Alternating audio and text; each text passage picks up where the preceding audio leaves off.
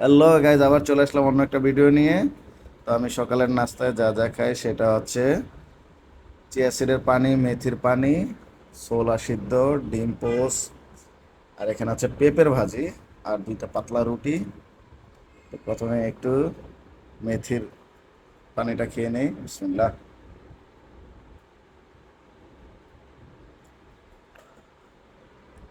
আর এই হচ্ছে chia seed. Chia seed ভিজে রাখছিলাম ঘন্টাখানেক আগে, বিসমিল্লাহ।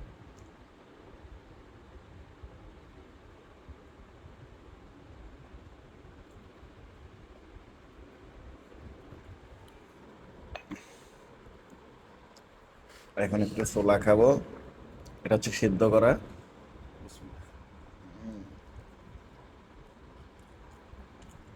বেশ ভালো। সিদ্ধ ছোলা খাইলে প্রোটিনের পরিমাণটা থাকে এবং সাইড ইফেক্টের যেটা বিষয় থাকে সেটা আর থাকে না। তাই ছোলা সবসময় সিদ্ধ করে খাওয়া উত্তম। আর একটু রুটি দিও, ভাজি দিয়ে খাই। আমি কিন্তু সকালে পেঁপে ভাজি, লাউ ভাজি এগুলো খাওয়ার চেষ্টা করি। পুষ্টিসম্মত খাবার, ফাইবার, এগুলো হচ্ছে ফাইবার। হুম, কাঁচামরিচ। আর সকালে আমি কুসুম নরম ডিম পোস্ট খাই।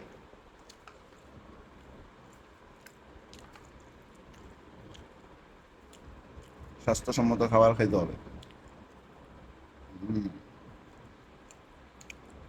ভেরি গুড, খুবই ভালো। তো তোমাদের কেমন লাগলো ভিডিওটা অবশ্যই জানাবে কমেন্টে। আজকের মতো এখানে শেষ। আল্লাহ হাফেজ, বাই বাই।